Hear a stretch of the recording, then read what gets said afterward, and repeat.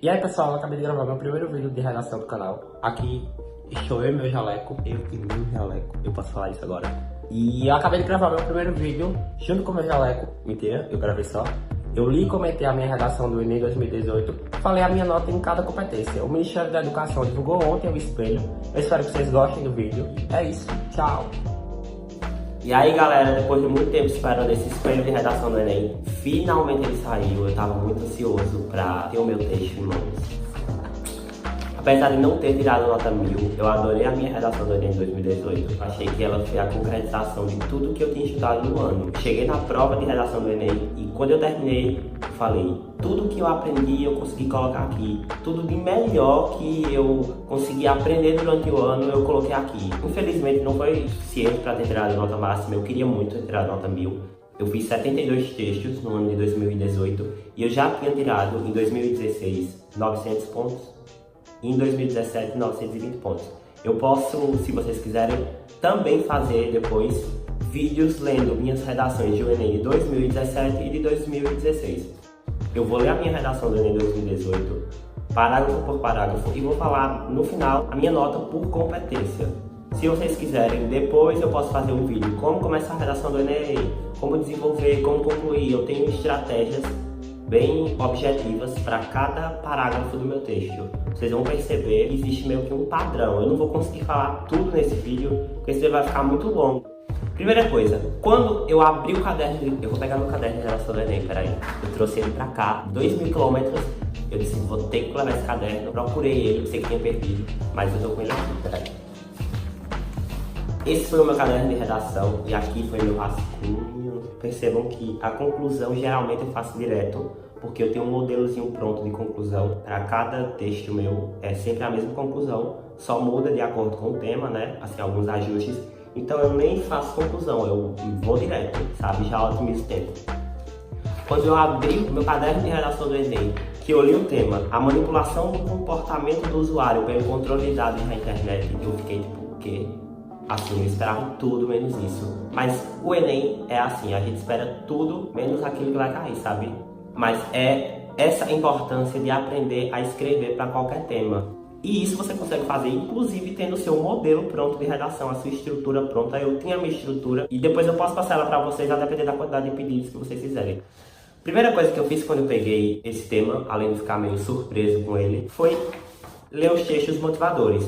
Percebam que eu faço quadradinhos no que eu acho importante dos textos motivadores. Ó. Cérebro artificial, retrato automatizado do gosto de seus assinantes, algoritmo, universo cultural adequado e complacente, ilusão da liberdade de escolha. Eu peguei os textos motivadores, comecei a ler, a grifar o que eu considerava importante além do texto motivador e voltei para o rascunho. Eu sempre escrevo o tema aqui no rascunho, porque é muito importante que você não tangencie o tema da redação do Enem. O tema era manipulação do comportamento do usuário pelo controle de dados na internet. Então você não podia falar sobre a manipulação ou sobre a manipulação na internet ou sobre o controle de dados na internet. Vejam que você tem que englobar toda a frase temática no seu texto.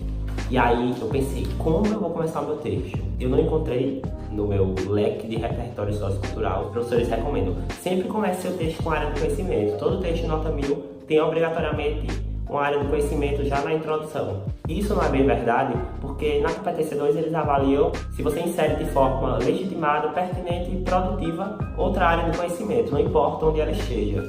Então, isso é mito. Eu já sabia e eu não fiquei desesperado por isso. Por isso que eu acho extremamente importante que os alunos conheçam os critérios de correção do Exame Nacional do Ensino Médio. Abra a possibilidade de gravar um vídeo para vocês explicando como funciona cada competência da redação do Enem, porque isso tranquiliza bastante.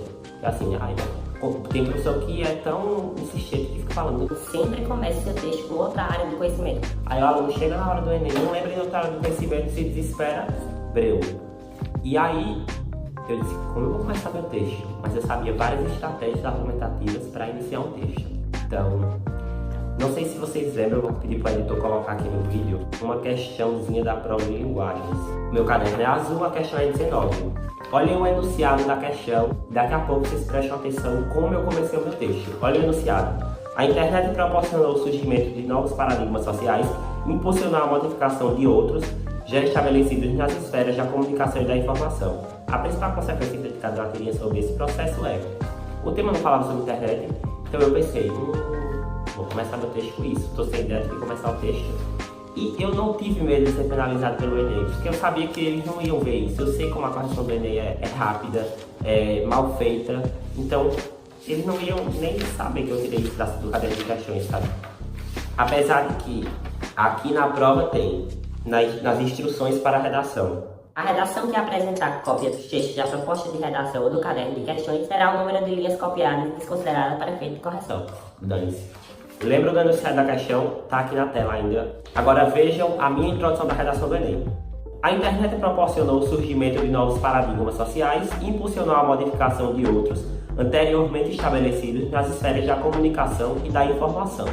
Entretanto, apesar dos incontáveis benefícios, o controle de dados do meio virtual tem provocado uma intensa manipulação comportamental, a qual é resultado não só da ausência de uma educação digital, como também da inércia estatal no tocante a medidas para evitar que os indivíduos sejam manipulados. Então, qual foi a minha estratégia?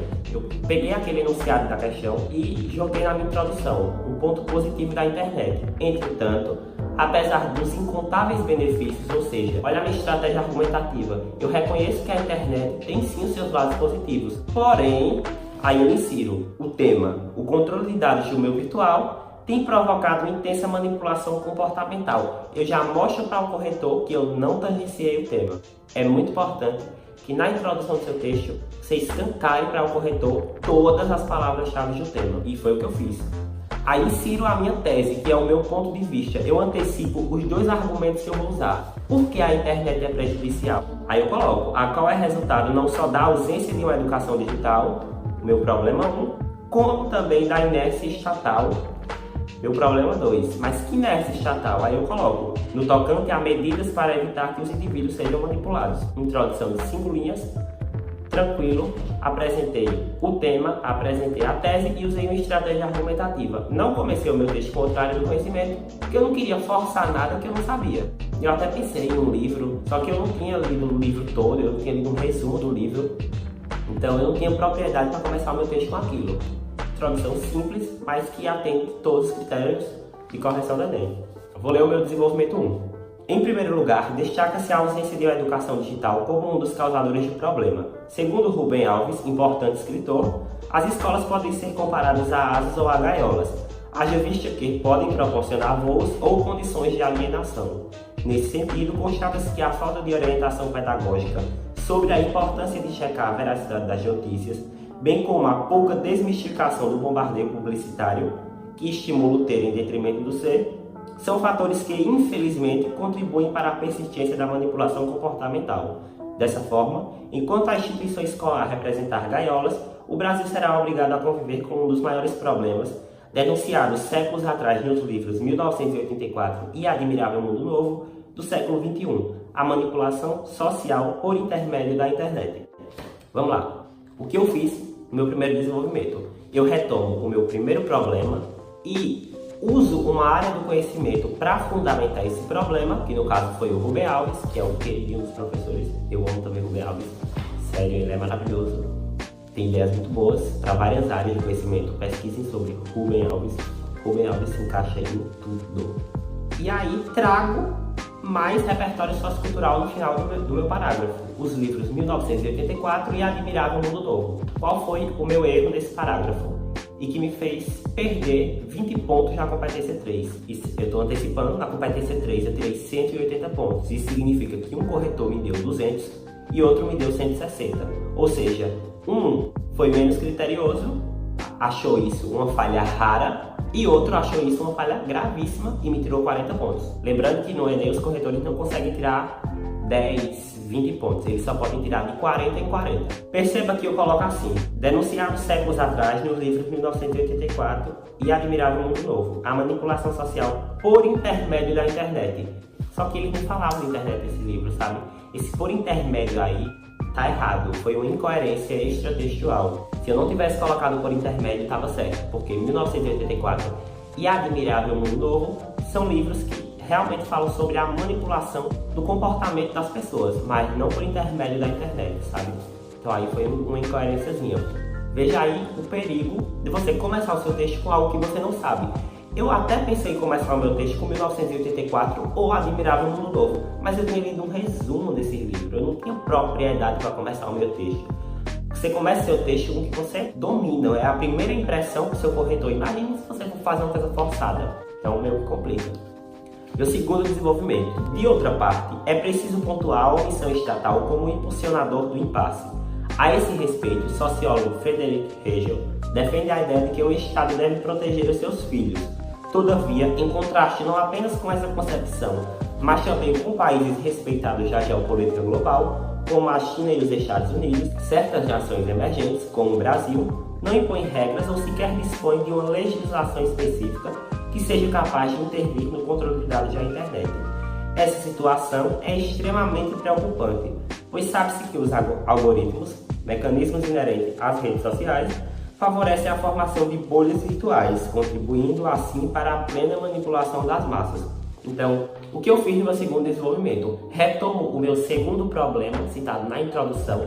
Veja que tem que existir essa conexão no seu texto. Na introdução eu cito 2 problemas, desenvolvo um, depois desenvolvo outro. Eu não posso chegar no segundo desenvolvimento e inserir um problema novo que eu não tinha citado na introdução, porque a minha introdução é o cartão de visitas do meu texto. Na introdução eu apresento para o corretor qual caminho argumentativo eu vou seguir na minha redação. Então eu preciso ser fiel ao que eu proponho ao corretor no início do meu texto.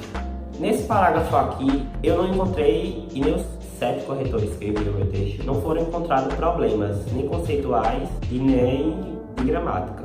Tem algumas rasuras, mas no Enem rasura não perde ponto. Adendo. Você não pode colocar parênteses em rasuras. Aí é um erro, porque a função do parêntese é outra. Se errou, pinta ou risca e vai embora. Eu gosto de pintar, mas riscar é melhor, só passar um tracinho, mais elegante. Minha conclusão. Como eu falei lá no post do Instagram, eu passei 2 anos tirando 160 no Enem, na competência 5. E depois que eu segui um modelozinho de conclusão, eu tirei 200 pontos. E é muito fácil, eu posso fazer um vídeo de tipo 3 minutos explicando como fazer isso. Vamos ler a minha conclusão. Portanto, o Ministério da Educação, como instância máxima dos aspectos educacionais, deve, com urgência, adotar estratégias psicopedagógicas para evitar a manipulação dos alunos. Essa ação pode ser feita por meio de palestras e simpósios, os quais elucidem a importância do uso inteligente da internet com o objetivo de promover a criticidade e a educação digital no ambiente escolar. Ademais, na tentativa de proteger os seus filhos, veja aí a retomada do repertório sociocultural. Lembra que eu falei que Friedrich Hegel falava que o Estado não protegia os seus filhos? Agora eu coloco como efeito da minha proposta, na tentativa de proteger os seus filhos e assim torná-los menos vulneráveis à manipulação, compete ao Poder Legislativo, por meio da elaboração de leis específicas, adotar uma postura mais engajada e responsável no que diz respeito ao efetivo controle de dados da internet. Vejam, minha redação não tem uma proposta de intervenção inovadora, criativa, nada, é uma proposta simples que segue o que o Enem corrige, segue uma receitinha de bolo, tirei 200 pontos. Então, fica a seu critério. Se você quer inovar, quer fazer uma proposta de intervenção super e correr o risco de não tirar 200 pontos, ou você quer seguir o que dá certo todos os anos. Por 2 anos, eu quis inovar e não tirei nota máxima na competência 5. Esse ano, eu segui a receita e tirei 200 pontos, que é a nota máxima na competência 5. Qual o problema aqui da minha proposta de intervenção? Vejam que na ação eu coloco adotar estratégias e depois eu coloco embaixo adotar uma postura. Eu deveria ter trocado, tipo, não deveria ter repetido esse adotar e adotar. Mas não fui penalizado por isso não, porque você pode repetir palavras, desde que sejam poucas, tipo 2, 3 vezes. Nada em excesso. E percebam que a minha primeira proposta resolve o meu problema 1, que foi a ausência de uma educação digital. E a segunda proposta resolve o meu problema 2, que foi a ausência de uma legislação específica. Agora vamos às minhas notas por competência. Na competência 1, que é demonstrar domínio da norma da língua escrita, eu tirei 180 pontos. Isso significa que um corno me deu 160 pontos e outro me deu 200 pontos. E aí quebrou a minha nota. Olha, eu fiquei bem chateado com essa divergência aqui na competência 1, porque eles aceitam 2 erros. E eu só consegui identificar no meu texto um erro. Então, rasura não perde ponto Eu queria que, se você fosse professor de língua portuguesa, se você fosse revisor de texto, ou mesmo que você não seja, se você identificar algum erro no meu texto, deixa aqui nos comentários, porque eu acho que nessa competência eu fui injustiçado. Eu deveria ter tirado os 200 pontos. Tanto é que um corretor me deu 200 e outro me deu 160. Eu queria saber, esse que me deu 160, quais foram os 3 erros que ele achou do meu texto. Eu tive um erro na hora que eu falo assim: é preciso pontuar a omissão estatal como impulsionador. Na verdade, foi um erro de regência, né? A omissão estatal como impulsionadora do impasse. Foi o único erro do meu texto, um errinho. Eu queria que alguém desvendasse para me ajudar a achar mais de 2 erros aqui nessa redação. Na competência 2, que é compreender a proposta de redação e aplicar conceitos das várias áreas de conhecimento, eu tirei 200 pontos. Todos os 2 corretores me deram 200 pontos, porque aí eu fiz o texto certinho, com tipo introdução, desenvolvimento e conclusão, e usei as várias áreas de conhecimento, que foi Frederick Hegel, Rubem Alves, 1984 e Admirável Mundo Novo. Não precisa ser louco e usar isso tudo, 2 está suficiente. Na competência 3, que é selecionar, relacionar, organizar fatos e opiniões em defesa de um ponto de vista, eu tirei 180 pontos. Um corpo me deu 160 e outro me deu 200 pontos. Novamente, não houve um consenso, assim como na competência 1.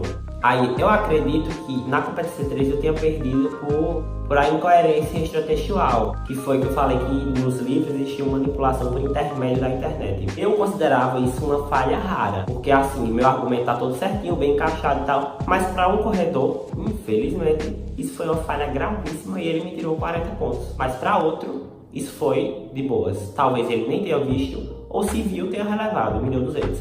Houve novamente uma divergência de nota aí. Na competência 4, que é demonstrar conhecimentos linguísticos, os mecanismos que são os recursos coesivos, eu tirei 200 pontos, os 2 me deram 200. E na competência 5, que é a proposta de intervenção, todos eles me deram, os 2 me deram 200 pontos. Então, qual foi a minha provável nota? Eu tirei 960, mas analisando a correção de um corretor e de outro corretor. As 2 possibilidades de nota são: o primeiro corretor pode ter me dado 960 e ter tirado 40 pontos da competência 1. Eu quero saber onde ele achou mais de 2 erros nessa competência. E o corretor 2 pode ter me dado 960 e ter tirado na competência 3. Aí eu aceito, porque eu realmente fui malandro nesse por intermédio aí.